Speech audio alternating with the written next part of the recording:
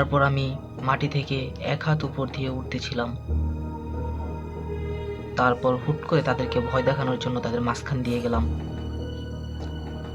যাওয়ার পর এক গোবাইচা এমন ভয় পেল, সে আমাকে দেখে সেখানেই উলঙ্গ হয়ে গেল।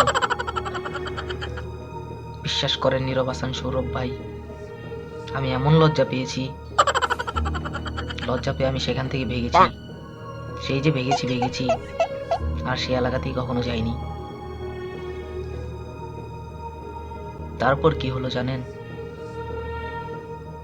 তারপরের ঘটনাটি আমি আজকে বলবো না, তারপরের ঘটনাটি আমি বলবো আগামী পর্বে।